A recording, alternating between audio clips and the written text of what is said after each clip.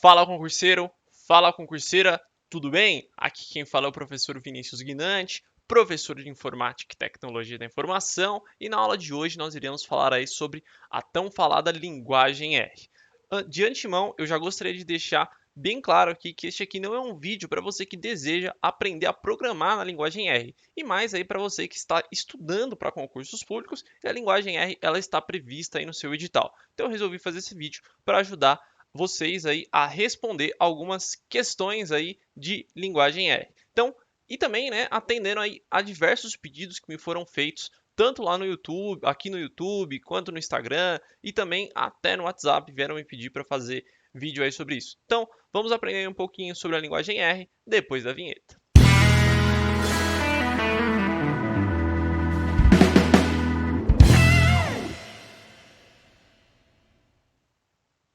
Muito bem, então, galera, antes da gente começar, eu gostaria de fazer aquele rápido pedido, né? Se você é um dos que me pediu, ou então mesmo se você não é, já deixa o like aí, isso ajuda bastante a gente. Se inscreve no canal se você ainda não é inscrito, ativa o sininho para receber as notificações e compartilha esse vídeo aí com a galera para que mais pessoas saibam aí sobre este assunto. Beleza? Então, tendo visto isso aí, vamos lá para os slides e vamos conhecer aí um pouco sobre a linguagem R. Então, vamos falar hoje, né, pessoal, sobre a linguagem R, e aqui eu já trouxe aí o logotipo da linguagem R, tá? Que é essa imagenzinha que vocês conseguem ver aqui logo abaixo no slide.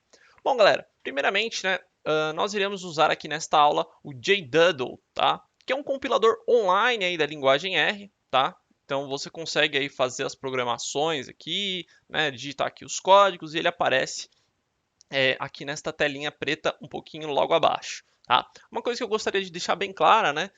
Você pode utilizar outros, tal, da sua preferência, como por exemplo, que é o mais clássico, né, que é o RStudio ou RStudio. Só que é necessário, o RStudio pelo menos é necessário que você instale ele no seu computador, tá? Eu particularmente não recomendo, tá? Porque se você não vai programar ali se você não vai programar em R, você só vai ter um programa ali que você vai usar uma vez para estudar e depois você vai acabar não utilizando mais. E aí aquilo ali vai acabar consumindo espaço no seu computador. Então, a minha dica é que você utilize um compilador aí online, tá? Ele já vai te ajudar bastante e já vai resolver aí quase que 100% dos problemas e eu diria que 100% das questões também, tá bom? Então, o RStudio ele tem algumas funcionalidades a mais, mas nada que acredito que será necessário para estudos, beleza? Então aqui a gente vai utilizar esse compilador online, que eu estou deixando o link aí na descrição do vídeo, tá? Para que você possa acessar e fazer aí os códigos juntamente conosco, beleza? Então, continuando aí, galera, vamos aí falar um pouquinho sobre a linguagem R. Né? Então, eu já fiz aqui, né, até uma comparaçãozinha da linguagem Python para a linguagem R. Aqui, pessoal, eu vou apresentar para vocês algumas características da linguagem R, tá? Então, características de R.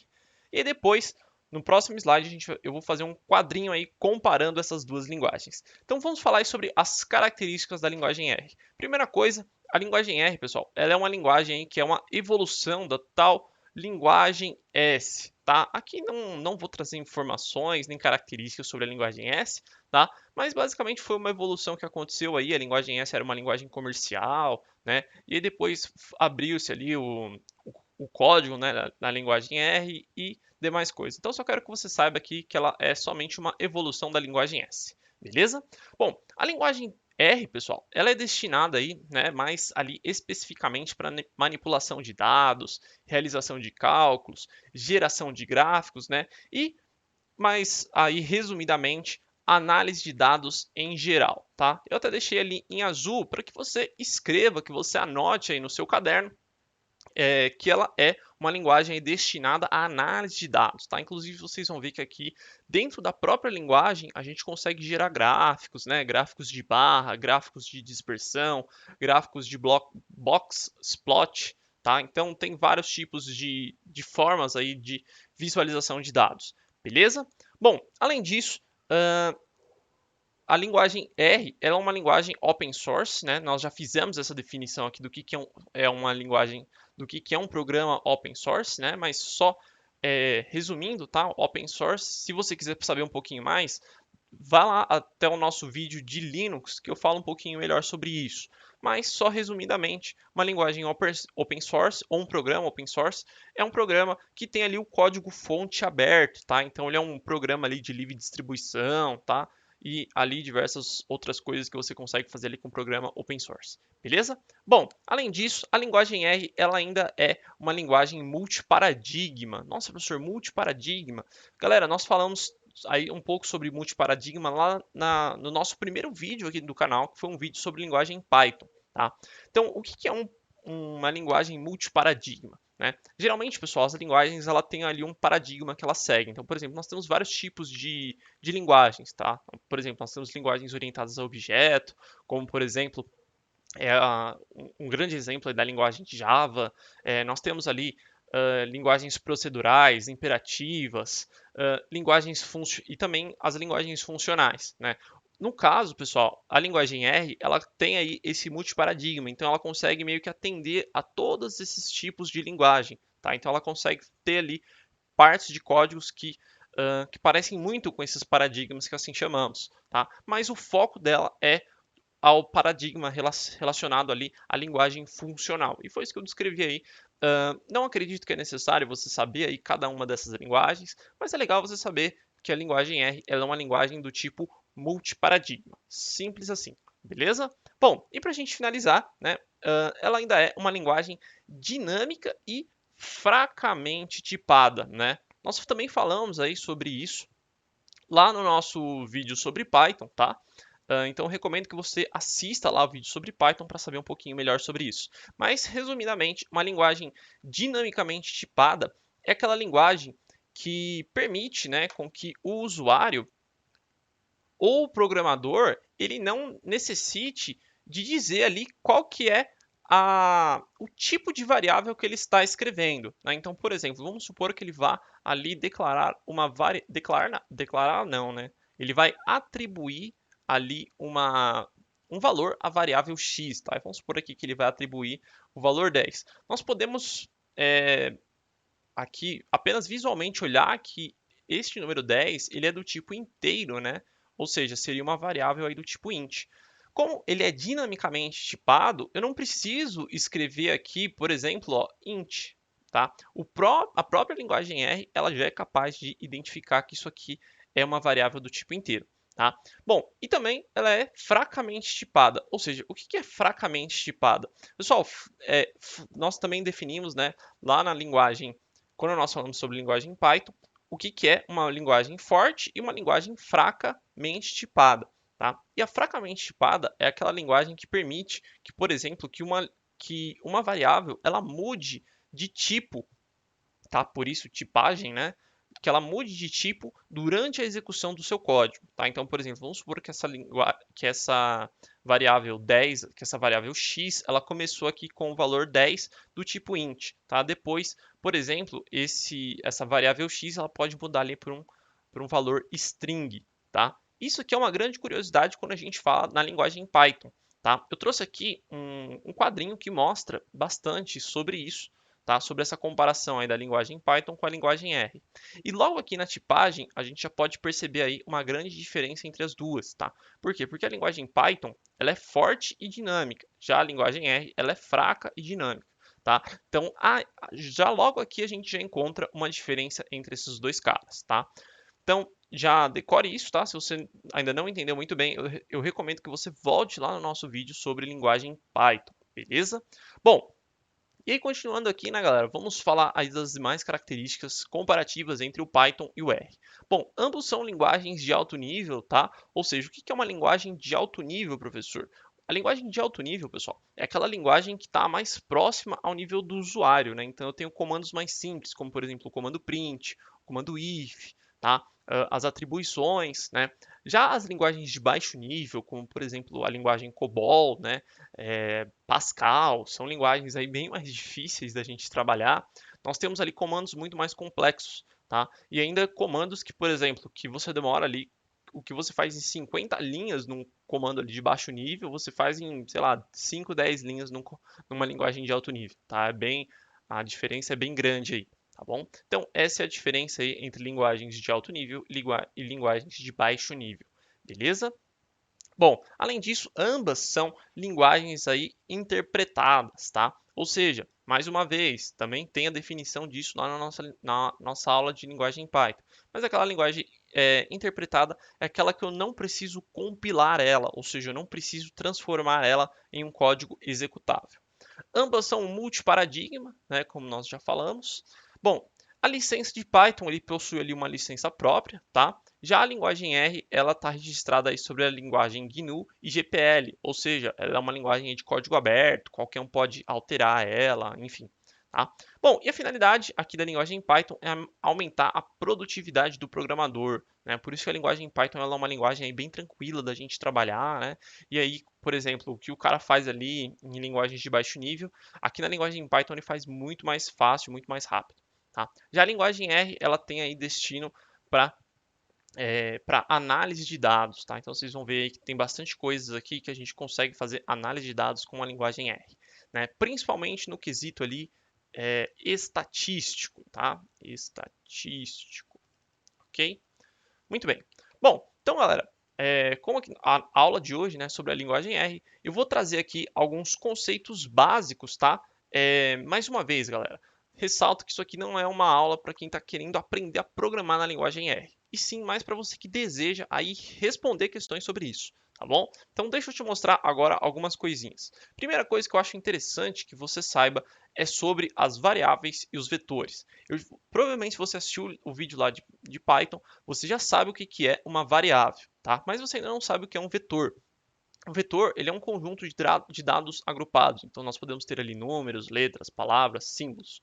E aí, para a gente criar um vetor, a gente utiliza aqui esse operador de atribuição, tá? E além do operador de atribuição, em alguns casos nós utilizaremos essa letrinha C, concatenar aqui. Então, por exemplo, se nós observarmos esses três símbolos aqui primeiro, né?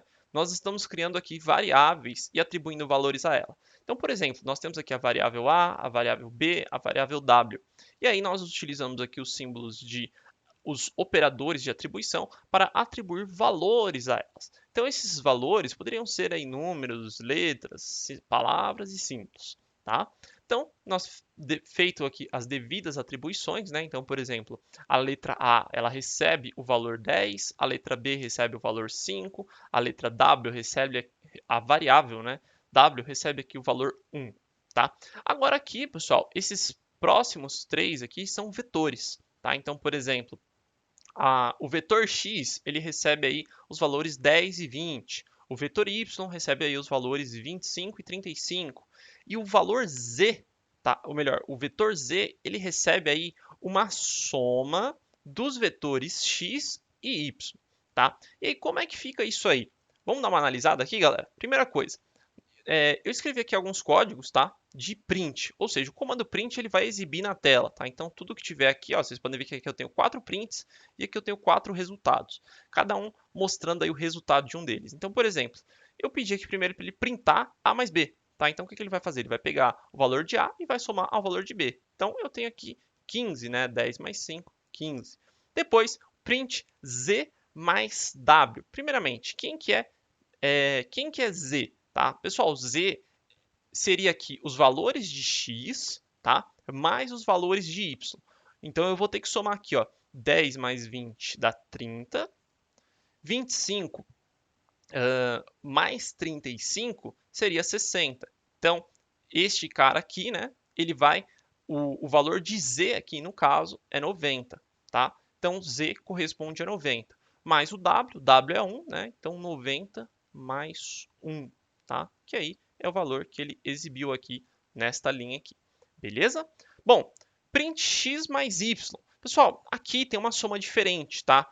É diferente de nós utilizarmos isso aqui. Aqui nós estamos utilizando a soma de vetores, tá? Então, quando eu utilizo a soma de vetores, eu faço aqui a soma da primeira posição do vetor, né, com a primeira posição, a soma da primeira posição com a soma a soma da segunda posição com a soma da terceira posição, né? Então, por exemplo, primeira posição, 10 mais 25 dá 35. 20 mais 35, 55. Então é assim que funciona a soma de vetor. Agora aqui eu fiz uma soma de vetor, né, com uma variável w. A variável w, lembrando que ela vale 1. Então, o que ele vai fazer aqui? Ele vai somar o valor da variável a cada uma das posições dos vetores. Então, aqui eu tinha 10 com 25, 35, com mais 1, 36.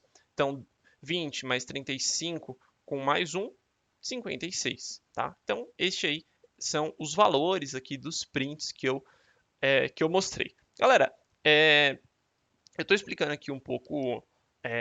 Se eu estiver indo rápido, tá? Comenta aí no vídeo que eu deixo uma explicaçãozinha um pouco melhor nos comentários para você se você não estiver entendendo. Ou então volta aí, assiste de novo, você vai ver que é bem tranquilinho fazer aí a linguagem R, né? Entender aí esses procedimentos bem básicos, beleza? Muito bem. Continuando aí então, vamos conhecer aí um pouco mais sobre a linguagem R. Depois nós vamos passar aqui, pessoal, a parte de concatenação de valores, tá? Então, por exemplo, observe aqui que eu tenho novamente aqui o vetor x e o vetor y. E aí depois eu criei aqui um vetor z, aonde eu concateno, utilizando aqui a letra C, o vetor x e o vetor y, tá? E assim, quando eu printo aqui o valor de z, observe que eu tenho o vetor x aqui e aqui eu tenho o vetor y. E eles formam aqui por si só um vetor só, tá? Que esse aqui é o vetor z, ok? Então, esse aqui é um vetor só. E aí, o que a gente fez aqui? Aqui a gente foi além, né, pessoal? Então, aqui eu tenho esse mesmo código que eu mostrei para vocês lá acima, né? Criando aqui um vetor z. E aí, o que a gente vai começar aqui a fazer agora? Então, por exemplo, nós vamos saber aqui as posições do vetor. Então, por exemplo, eu coloco aqui, ó, print z1. Ou seja, eu quero saber a primeira posição do vetor z. Quem que é a primeira posição do vetor z? É o número 10, tá? Então, ele me mostrou aqui, tá, que o print z1 é 10. Galera, uma coisa que eu já ressalto aqui, tá, para vocês tomarem muito cuidado, é que a linguagem Python, ela não funciona dessa forma. A primeira posição na linguagem Python, a gente representa com o número 0, tá? Deixa eu mostrar na tela para vocês como que funciona isso aí. Então, por exemplo, se fosse na linguagem Python, tá, nós colocaríamos assim, ó, print z0, tá? Colocaríamos aqui o número 0, ok? Bom, continuando aqui, ó, por exemplo, agora eu pedi para ele printar a quarta posição da variável do vetor z, né? Então, no caso aqui, a quarta posição é o número 35, que foi o que ele printou aqui para mim. Agora, eu fiz aqui, né, um print de 1 até 3, tá? Então, 2 pontos aqui, ele significa até. Então, ele vai printar para mim aí da posição 1 até a posição 3, ou seja, 10, 20 e 35, ok? E aqui vem mais uma exceção aí em relação à linguagem Python, tá? Porque na linguagem Python, pessoal, funciona diferente desse aqui também, tá? Então, por exemplo, aqui nós temos, ó, z-3. Então, ele vai printar para mim esse vetor aqui, só que excluindo a terceira posição, tá? Então, por exemplo, a terceira posição é 25. Então, ele printou aqui para mim 10, 20, excluiu a terceira posição e colocou aqui o 35, tá? Quando você faz esse mesmo código aqui, pessoal, por exemplo, vamos supor que nós tivemos aqui na linguagem Python. E na linguagem Python eu colocasse assim, ó, print z-1, tá? Z, aí colocasse aqui menos 1. O menos 1, pessoal, seria a minha última posição. Então, por exemplo, esse aqui eu não falei que na linguagem Python é o 0. Então, o menos 1 seria esse cara aqui, tá? Então, essa daí é mais uma diferença. Se eu colocasse aqui o menos 1, pessoal, ele ia remover a primeira posição, né? Então, ele iria tirar aqui o 10, tá? Então, já toma cuidado aí com mais essa diferençazinha da linguagem Python para a linguagem R, ok? Bom, e se você pedir para printar o número 0, pessoal, ele sempre vai trazer isso aqui, tá bom? Esse numeric 0, que seria como se fosse aí o número 0, ou seja, como se todos os vetores tivessem o número 0 aí na sua posição 0, beleza? Bom, mais uma coisa, galera, para a gente quase finalizar aqui, nós também temos aí gráficos, tá? Que nós conseguimos aí gerar aqui na linguagem R, tá? Então, por exemplo, repara aqui que eu criei aqui um vetor, né, bem grande, e atribuí ele ao meu vetor chamado riqueza. E depois eu criei aqui um outro vetor, tá? E chamei ele de área. E aí depois o que eu fiz? Eu pedi para gerar dois gráficos. Aqui. Eu pedi para gerar o gráfico plot, né? Que é basicamente este gráfico aqui, que é o gráfico de dispersão, tá? Dispersão. E eu também tenho o bar plot, tá? Que é este aqui, que é este logo abaixo aqui, que é o gráfico de barras, tá? Nós temos outros também, que é o gráfico de box plot, tá? Agora eu não lembro se é box plot. E aí nós temos aqui o gráfico, outro gráfico, né, que seria o gráfico de box plot, mas ele aí já é um pouquinho mais avançado, tá? Então, por exemplo, repara aqui que para eu fazer o gráfico de dispersão, eu preciso relacionar aqui um eixo x, né? Então eu tenho aqui um eixo x e eu tenho aqui um eixo y, né? Então eu coloco aqui na minha riqueza, eu coloco aqui o meu eixo y e aqui o meu eixo x. Ou então, eu posso utilizar essa formatação aqui também, tá? Eu coloco aqui x, y, tá? E aí eu consigo relacionar essas duas variáveis aqui, criando aqui o meu gráfico de dispersão. Ou então, para eu fazer o gráfico de barras, eu só preciso de um eixo, tá? Que seria aqui, no caso ele usou aqui o eixo riqueza, tá? E aí ele criou aqui esse gráfico de barras, né? Bem intuitiva aí a linguagem R. Bom, galera, e aí só para a gente finalizar, para a gente fechar este vídeo aqui, eu gostaria de apresentar para vocês o condicional if, tá? Que também tem aí algumas diferenças. Então, por exemplo, aqui, pessoal, eu atribuí um valor à variável x, né, o valor de 20, e aí eu só fiz algumas comparações aqui. Então, vamos só fazer a leitura deste código. Então, por exemplo, se o x for igual a 30, tá? Isso aqui representa igual a 30. E aí repara aqui neste símbolo aqui, tá? Que é o que eu utilizo. Isso aqui também é diferente do Python, tá? E aí eu faço aqui a abertura, né, dessa linguagem. Então, se o x for igual a 30, ele vai printar para mim, né? Print o número é igual a 30 e ele vai encerrar esse código. Se não, eu utilizo aqui o else if, tá? Que é como se fosse aí o senão. Então, se não, se o x for maior do que 30, ele vai printar isso aqui para mim. Ou então, caso nenhuma dessas opções seja verdadeira, tá? Eu poderia colocar mais else ifs aqui, tá? Sei lá, por exemplo, x é maior do que 35, né? Então, eu poderia colocar outras aqui.